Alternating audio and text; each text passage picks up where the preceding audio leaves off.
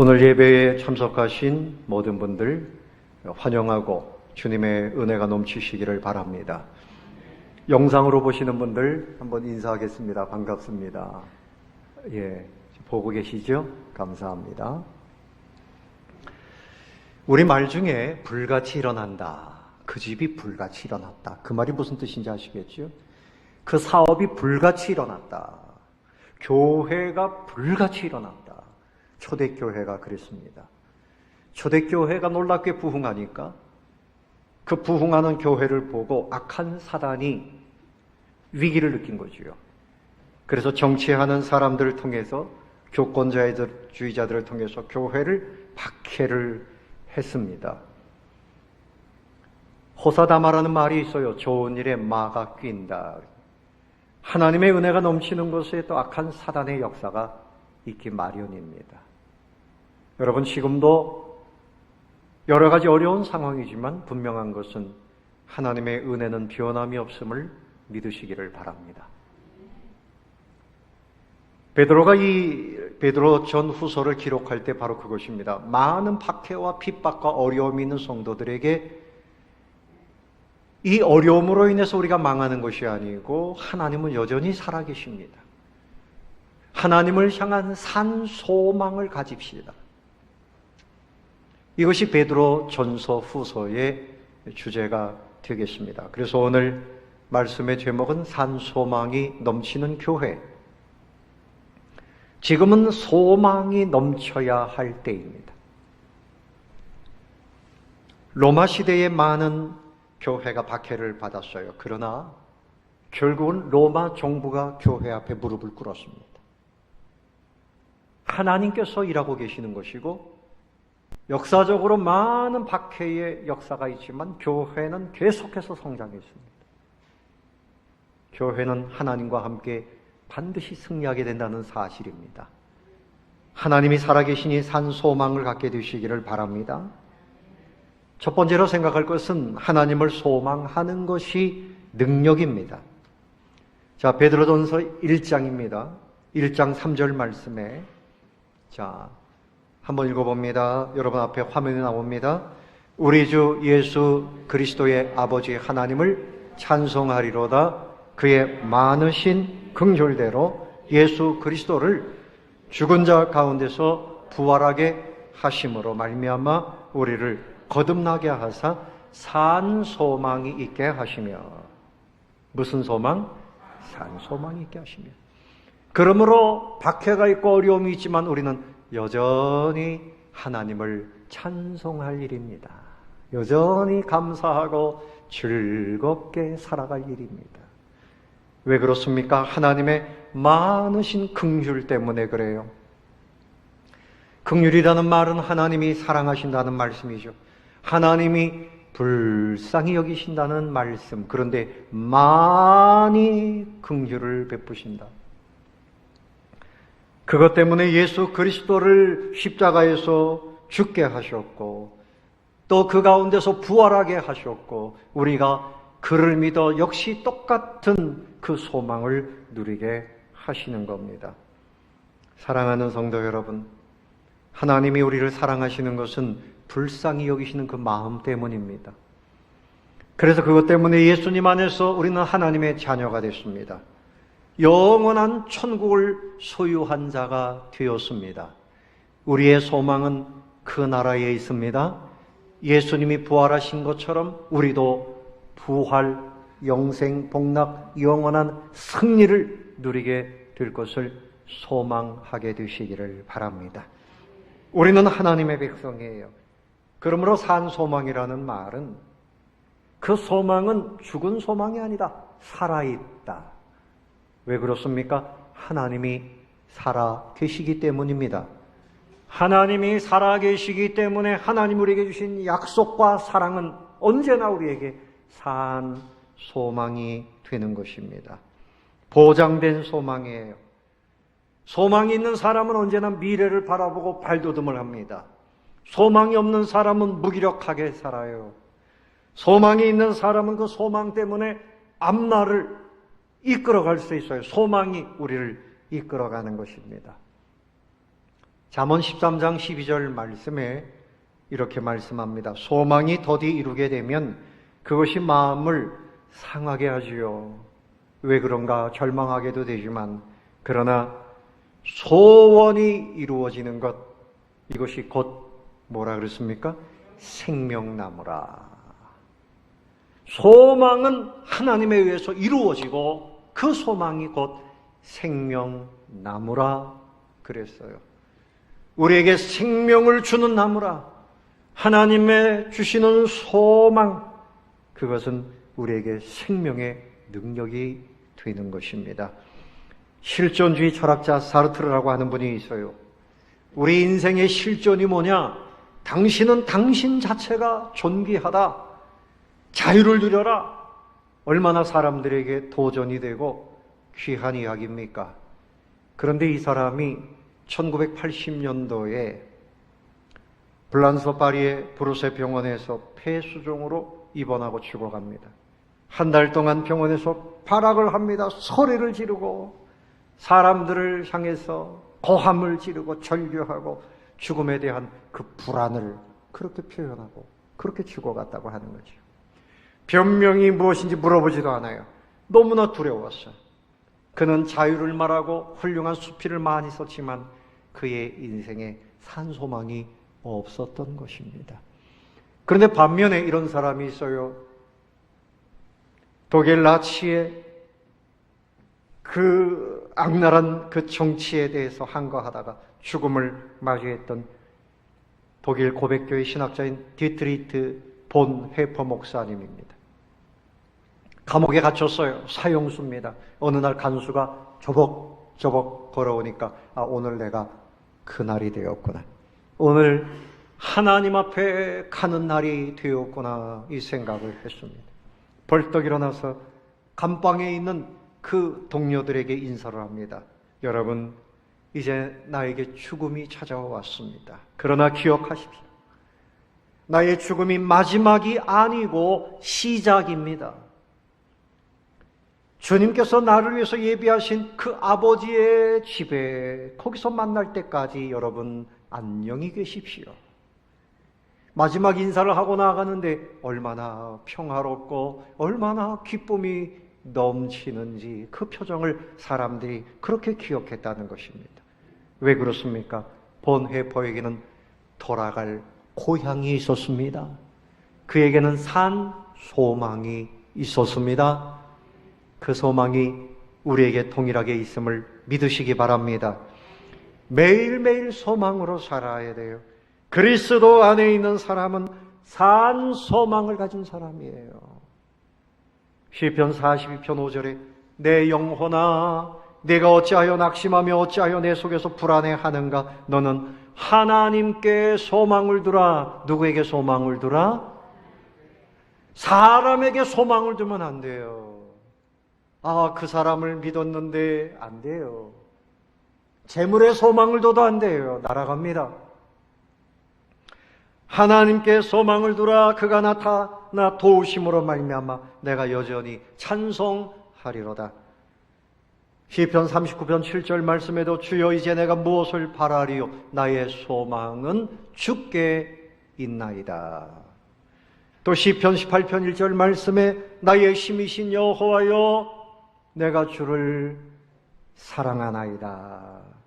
시편 23편 1절 여호와는 뭐라고요? 나의 목자시니 내가 부족함이 없으리로다. 하나님을 믿는 사람은 마음에 용기가 생기고 소망이 생기는 겁니다. 산 소망으로 살게 되시기를 예수님의 이름으로 축원합니다. 그러므로 산 소망을 가진 그 초대교회 성도들에게 오늘 5장에서 사도 베드로가 산 소망으로 우리는 이렇게 삽시다. 몇 가지를 이야기합니다. 소망이 있는 사람은 영광된 삶이 가능합니다. 무슨 삶이 가능해요? 영광된 삶이 가능합니다.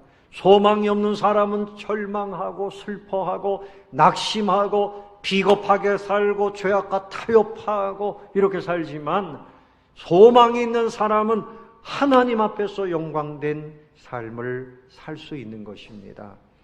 첫 번째는 자원하는 일꾼이 됩니다. 자원하는 일꾼. 어떤 일꾼? 자원하는 일꾼입니다. 소망이 있는 사람은 자원하는 일꾼이 됩니다. 자, 1절을 보세요. 너희 중 장로들에게 권하노니 나는 함께 장로된 자요. 교회의 지도자를 장로라고 불렀어요. 그리스도의 고난의 증인이요 나타날 무엇에? 영광에 참여할 자다. 그렇죠? 그래서 너희 중에 있는 하나님의 양무리를 치되, 그러니까 이제 소망을 가지고 고난의 때이지만 그 성도들을 돌보라는 거죠.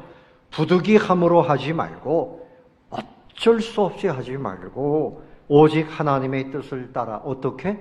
자원함으로 해라. 자원함으로. 그리고 더러운 일을 위하여 하지 말고, 어떤 사람은 교회 다니면서 내가 무슨 이득을 얻을 것이 있는가 그거 찾아다니는 사람들이 있는데, 교회 일꾼은 그렇게 하면 안 된다는 말이죠.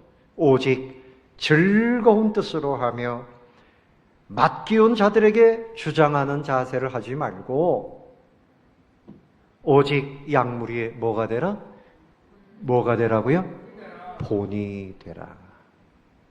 기도하는 일에 본이 되고 어려운 때일수록 더 기도하는 일에 본이 되고 자원해서 주님의 일에 충성하고 봉사하는 일에도 본이 되고 전도하는 일에도 본이 되고 기도하고 예배 드리는 일에도 본이 돼야 된다. 본이 돼야 된다.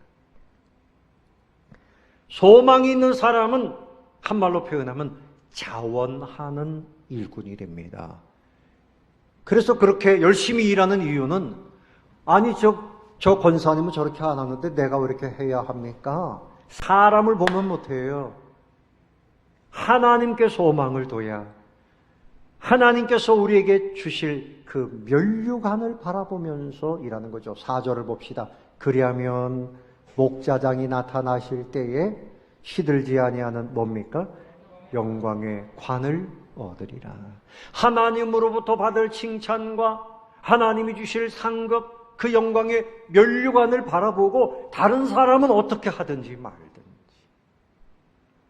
우리 교회가 이렇게 방송시설을 새로 하니까 여러분 이 앞에 글씨가 훤하고 좋지요? 뭐 이걸 전체적으로 다 바꾸려고 그러면 수천만 원 드는데 일부만 바꾼 거예요. 그래서 600만 원에 계약을 했는데 텔레비전 하나 더 샀어요. 이거 안 사면 옛날 텔레비전 못 보잖아요. 이게 50만 원 주고 650만 원. 어떤 사람들은 또 이게 왜 아직 흐리냐. 이거 가려면 또 이거 몇백만 원 들어가야 돼요. 기도하시고 헌금하시면 갈겠습니다. 근데 제가 지난주에 깜짝 놀란 것은 여러분들이 헌금을 했는데 그 중에 가장 가난하신 분이 헌금을 제일 많이 하셨어요. 참 다른 분들도 감사하지만 그 모습을 볼 때 얼마나 참 하나님께서 기뻐하시겠어요. 누가 보든지 안 보든지 자원하는 거예요. 자원하는 거지요. 옛날에 어떤 분들 보면 얼마 하실 거요? 우리 같이 협상해서 합시다. 이런 분들이 있었어요. 그리고 마지막에 해요. 누가 얼마 했나 보고서. 자원해서 하는 겁니다. 하나님의 일은 넘쳐나게 해야 돼요. 여러분, 솔로몬이 성전을 건축할 때 백성들이 넘치도록 드렸다. 하나님께서 얼마나 기뻐하셨겠어요. 자원해서 오직 주님을 바라보심으로 그렇게 기쁘게 신앙생활 하게 되시기를 예수님의 이름으로 축원합니다. 두 번째는 산소망이 있는 사람은 겸손합니다. 하나님을 소망하는 사람이 하나님의 능력과 하나님의 거룩하심과 하나님의 그 진실하심을 아는 사람이 하나님 앞에서 교만하게 할 수 없는 거지요. 자기를 자랑하고 자기 지식을 자랑하고 이 사람은 하나님의 영광을 가로채는 사람이에요. 이것이 악한 일이고 하나님이 미워하시는 일입니다. 자, 5절을 보십시오. 5절에 젊은 자들아 이와 같이 장로들에게 무엇하고 순복하고 다 서로 겸손으로 허리를 동이라. 하나님이 교만한 자를 대적하시되 뭐라 그랬어요? 겸손한 자들에게는 은혜를 주시느니라. 그러므로 하나님의 능하신 손 아래에서 겸손하라. 때가 되면 너희를 높이시리라. 하나님을 믿는 사람은 당연히 겸손하게 되어 있습니다. 천체 이 우주 과학자들이 우주를 연구하다가 하나님 앞에 무릎을 꿇게 되는 거지요. 야, 하나님이 계시지 않고서는 이 우주에 대해서 설명할 수가 없는 거예요. 처음에는 자기가 똑똑하다고 자기의 지식을 자랑하다가 더 깊이 들어가니까 하나님의 그 지혜와 지식 앞에서 무릎을 꿇게 되는 거죠. 겸손한 사람, 젊은이들뿐만이 아니라 여기 지도자들, 우리 예수님이 얼마나 겸손하셨습니까? 겸손해야 돼요. 자기 심자랑, 자기 지식 자랑, 자기 영광 이거 드러내려는 사람은 증거가 있어요. 무슨 증거입니까? 하나님에 대한 소망이 없는 사람이에요. 이 땅에서 자기 자랑하는 것이 소망입니다. 하나님에 대한 믿음과 소망이 있으면 하나님 앞에 겸손하게 돼 있어요. 자, 6절에 뭐라 그랬어요? 6절에 그러므로 하나님의 능하신 손 아래에서 겸손하라. 5절 말씀에 보면 하나님은 교만한 자를 어떻게? 대적하신다. 대적하신다. 그러니까 하나님이 대적하신다는 말은 전쟁입니다. 전쟁. 하나님과 대적해가지고 살아남을 사람이 있습니까? 여러분, 바벨론이라고 하는 나라 굉장히 큰 나라였어요. 느부갓네살 그러면 온 나라 사람들이 벌벌 떨었습니다. 그가 자기의 신상을 만들어 놓고 절을 하게 만들고 온갖 나라들을 막 정복하고 교만을 드러냈습니다. 마지막에 미친 자가 됐어요. 손발톱이 짐승처럼 길고 머리를 자르지 않고 들판에 가서 헤매고 미친 사람처럼 그렇게 되어졌습니다. 교만한 자의 최후죠. 여러분, 하나라의 왕이 교만해지면 백성들이 고통을 겪는 거지요. 누구도 그 교만을 꺾겠어요? 하나님이 단숨에 꺾어버리는 거죠. 사울왕을 보십시오.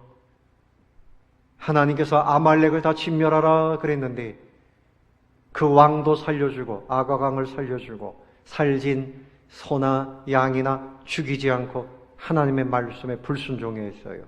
첫 번째 죄요. 두 번째는 전쟁이 일어날 것 같으니까 사무엘 선지자를 기다릴 수 없다고 자기가 제사를 집례했어요. 정치의 힘으로 예배를 공격해 들어온 겁니다. 세상의 힘이 하나님의 예배를 공격하면 하나님께서 그것을 두고 보지 않아요. 그래서 사울왕도 미친 사람이 되어지고 전쟁터에서 비참하게 그렇게 죽었습니다. 잠언 13장 10절에 교만에서는 다툼만 일어난다.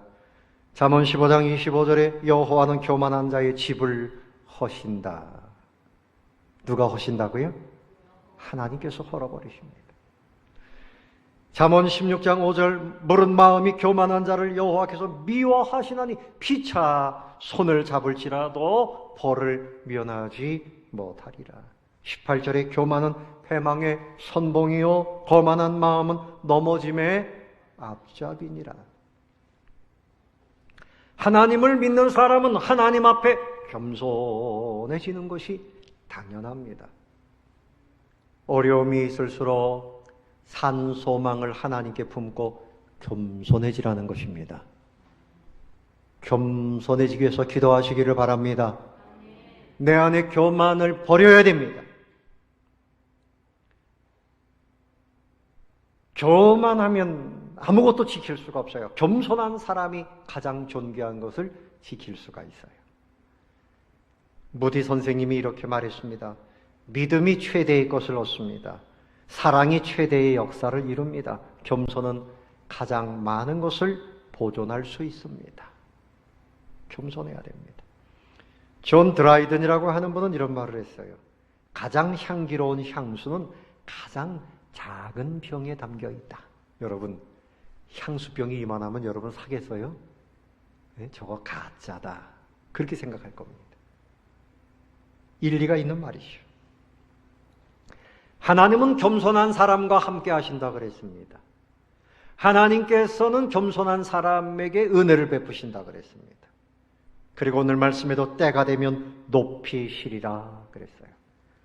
예수님 만왕의 왕이시지만 가장 겸손하게 이 땅에 오셔서 마구간에 태어나시고 병든 사람, 소외된 사람들, 죄인들 만나주시고, 그런데 겸손하신 예수님을 통해서 하나님의 말씀이 오고 하나님의 뜻이 이루어졌습니다. 이 땅을 변화시키려면 교만한 사람은 안 돼요. 겸손한 사람과 하나님이 함께 하셔서 세상을 변화시키시는 것입니다. 다윗도 겸손했어요. 바울도 겸손했어요. 잠언 22장 4절 말씀에 하나님을 경외하고 겸손하면 재물과 영광과 생명의 복을 주신다. 겸손을 힘쓰시기를 바랍니다. 환난의 때에, 어려운 때에 평생토록 하나님께 산 소망을 두고 하나님 높으신 하나님 앞에 겸손해져야 됩니다. 자, 5절과 6절 다시 한번 읽어봅시다. 5절. 자, 5절 하반절에 겸손한 자들에게는 뭐라고요? 은혜를 주시느니라. 그러므로 하나님의 능하신 손 아래에서 겸손하라. 때가 되면 너희를 높이시리라. 산 소망을 가진 사람은 겸손한 사람이에요. 세 번째로, 산 소망이 넘치는 사람은 염려가 없습니다. 뭐가 없다고요? 염려가 없습니다. 자, 염려는 신앙입니까? 불신앙입니까? 염려하는 사람이 교만합니까? 겸손한 사람입니까? 교만한 사람이에요. 다 맡겨버려야 돼. 맡겨버려야 돼. 자, 7절 말씀 보십시오. 너희 염려를 다, 전체를 다 주께 뭐라고요? 맡기라. 이는 그가 너희를 돌보심이라. 염려하던 것을 주님께 다 맡겨야 돼요. 연극 장면 중에 이런 게 있어요. 백마를 탄 그 기사가 여행을 가는데 그 이상한 장치를 말에 달았어요. 거기에 보니까 벌집을 달았어요. 벌집. 그래서 사람이 물어봅니다. 어떤 사람이. 아니, 왜 벌집을 달고 갑니까? 기사님. 벌떼를 만나면 이 벌집에 잡아 넣어야지. 또 쥐덫이 있으면 쥐덫. 왜 쥐덫을 여기에 달고 갑니까? 쥐를 보면 잡아야지. 또 그런가 하면 그 말 다리에 칼을 다 묶었습니다. 왜 여기 칼을 가지고 갑니까? 바다를 건너다가 상어를 만나면 그 상어를 잡아야지. 이 사람은 염려가 너무 많은 사람이에요. 염려가 많은 사람. 그것을 보여주는 것입니다. 여행을 하는데 염려가 많으면 끔찍하지요. 어디 좀 여행을 하려고 하면 다 내려놓고 그래 여행이 재미가 있는 거 아니에요? 이런 우화도 있어요. 송사리하고 잠자리하고 개미하고 모였답니다. 뭐가 모였다고요? 송사리, 잠자리, 개미가 모였어요. 근데 송사리 씨가 염려가 너무 많아요. 큰일 났다. 아니, 뭐가 큰일이야? 내가 이렇게 이 물에서 헤엄을 치고 다녀야 되는데 이 물이 부족해질까봐 걱정이라고 염려를 하는 겁니다. 그러니까 잠자리하고 개미가 별 염려를 다 하네. 염려하지 마라. 물이 얼마나 많은데. 그 다음에 또 잠자리가 또 염려를 합니다. 아이고, 그나저나 나는 정말 염려야, 염려. 걱정거리가 뭐냐? 내가 날아다닐 하늘이 좁을까봐 염려라는 거예요. 잠자리가 날아다닐 하늘이 좁을까봐 염려라는 거예요. 그러니까 또 송사리하고 개미가 별 걱정을 다 한다. 조금 있으니까 개미가 또 염려를 합니다. 내가 흙을 가지고 집을 짓고 있는데 집을 지을 때 흙이 부족할까봐 염려라고 그 염려를 하고 있습니다. 별 걱정을 다 한다. 여러분, 이 우화 속에서 가르쳐주는 것이 뭡니까? 하나님이 보실 때 인생이 권세가 있든지 재물이 있든지 지식이 있든지 다 이렇게 송사리처럼 잠자리처럼 개미처럼 염려할 필요가 없는 것을 염려하는 그 인생들의 어리석음을 보여주는 거예요. 하나님의 공급하심이 얼마나 충분합니까? 믿으시기 바랍니다. 하나님에게는 부족함이 없습니다. 하나님의 은혜로 우리가 살고 있음을 믿으시기 바랍니다. 하나님 안에서 염려보다는 소망하며 살아야 돼요. 이 세상 사람, 권세가 있든지 마귀조차도 하나님 보실 때 송사리만도 못한 거예요. 아무것도 아닙니다. 에드워드 포더스키라고 하는 분이 걱정을 멈추라 그러면 회복된다 이런 책을 썼는데, 사람이 염려하니까 고혈압, 천식, 류마티스, 감기, 갑상선, 기능장애, 관절염, 편두통, 시력장애, 심장병, 위장병, 모든 병들이 이 염려와 관련이 있다. 그렇게 이야기를 했어요. 정신과 의사들의 말에 의하면 염려는 어떤 전염병보다도 더 전염력이 강하다. 염려하는 사람들끼리 모여가지고 염려하면 염려가 전체를 집어삼킨다는 거죠. 염려는 백해무익합니다. 염려를 떨쳐버리시기를 바랍니다. 대신에 하나님을 믿으시기 바랍니다. 하나님을 소망하시기 바랍니다. 잠언 17장 22절에 마음의 즐거움은 양약이라도 심령의 근심은 뼈를 마르게 하느니라. 염려하면 뼈가 마른다. 질병이 온다는 거예요. 염려라는 말의 뜻은요, 마음이 갈라진다는 뜻이에요. 야고보서 1장 8절에 두 마음을 품어 모든 일에 청함이 없는 자라. 염려하는 사람은 믿음의 사람이 아니에요. 여러분, 염려는 인격을 분열시켜요. 염려하는 사람은 결단성이 없어요. 무기력증에 빠져요. 아무것도 못합니다. 성경에 염려하지 말라는 말씀이 무려 550번 등장해요. 오늘 말씀에도 너희 염려를 다 주께 맡겨 버리라 그랬어요. 우리 예수님께서 마태복음 6장 31절 말씀에서 염려하여 이르기를 무엇을 먹을까, 무엇을 마실까, 무엇을 입을까 하지 말라. 이것은 다 이방인들이 구하는 것이라. 너희가 하나님을 믿는 사람으로서 하늘 아버지를 믿는 사람이 어떻게 이방인처럼 무엇을 먹을까, 무엇을 입을까 이렇게 염려하고 사느냐. 그러지 말고 너희는 먼저 그의 나라와 그의 의를 구하라. 예배를 위해서 힘쓰라. 할렐루야. 하나님 말씀대로 순종하며 살아라. 할렐루야. 복음을 전하며 살아라. 그리하면 이 모든 것을 너에게 더하시리라. 그러므로 내일 일을 위하여 염려하지 말아라. 내일 일은 내일이 염려할 것이요 한날의 괴로움은 그날로 족하니라. 오늘 한날 염려하는 날이 아니라 믿고 소망하고 감사하고 기뻐하는 날이 되시기를 바랍니다. 산소망이 있는 사람은 염려하지 않아요. 또 산소망이 있는 사람은요, 마귀를 대적합니다. 뭐라고요? 마귀를 대적합니다. 자, 8절을 봅시다. 다 같이 근신하라 깨어라. 너희 대적 마귀가 우는 사자같이 돌아다니며 삼킬 자를 찾나니 너희는 믿음을 굳건하게 하여 그를 대적하라. 이는 세상에 있는 너희 형제들도 동일한 고난을 당하는 줄을 알미라. 근신하라는 말은 마음을 굳게 하라. 마음을 굳게 해서 더욱 소망하고 마음을 굳게 해서 믿음으로 살고 사랑하며 살고 그런 말씀이죠. 여러분, 마귀가 두루다니면서 삼킬 자를 찾고 있는데 잠들어 있으면 안 된다. 영적 잠에 빠져 있으면 안 된다. 깨어 있어야 된다. 보통 잠들어 있는 증상이 두 가지입니다. 첫 번째는 마귀에 대해서 너무 과대평가를 해요. 마귀에 대해서 너무 두려워합니다.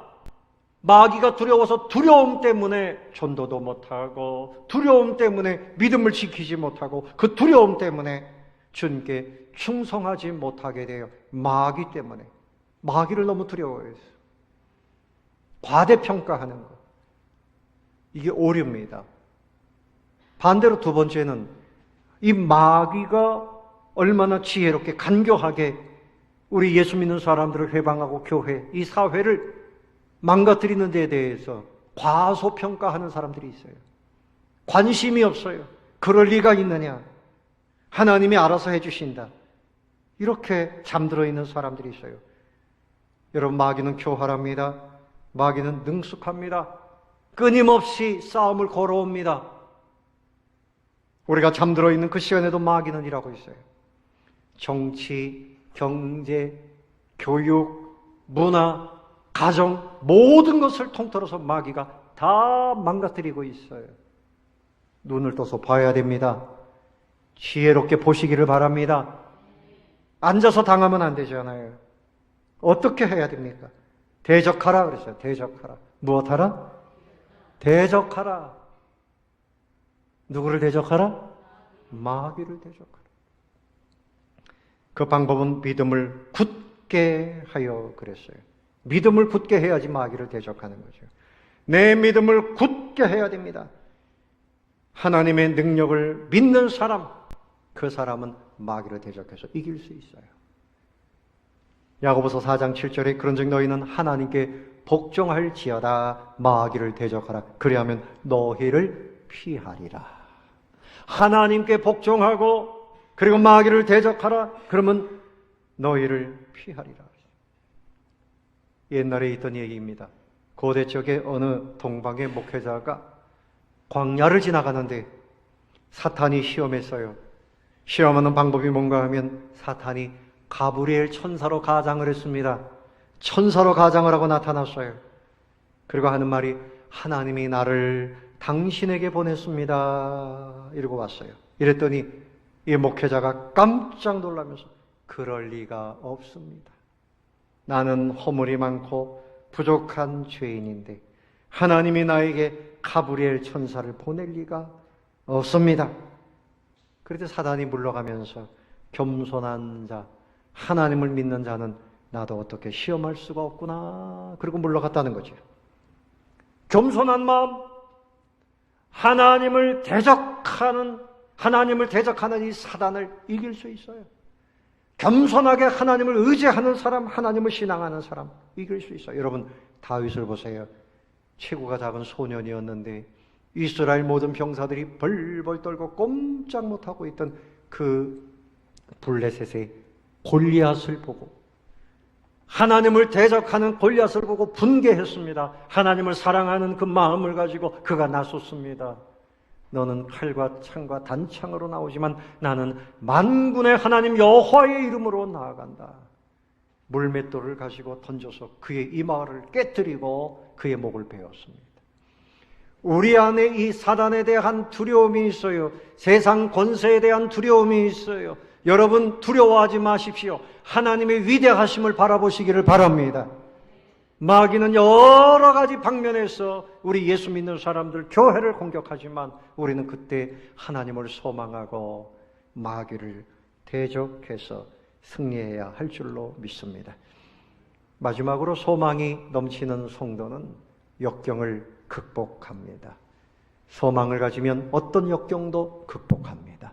소망이 있는 사람은 어려운 환경도 이기고 질병도 이기고 실패에서도 일어날 수 있어요. 자, 10절을 보십시오. 모든 은혜의 하나님 곧 그리스도 안에서 너희를 부르사 자기의 영원한 영광에 들어가게 하시니가 잠깐 고난을 당한 너희를 친히 온전하게 하시며 굳건하게 하시며 강하게 하시며 너를 견고하게 하시리라. 권능이 세세 무궁하도록 그에게 있을지어다. 아멘. 여러분이 어려움도요 다 정한 기한이 있다. 잠깐의 고난이다 그랬어요. 그리고 영원한 영광을 소망하라. 우리가 이 땅에서 사는 세월은 잠깐입니다. 천국에서 영원히 복락을 누리게 될 것을 소망하시기를 바랍니다.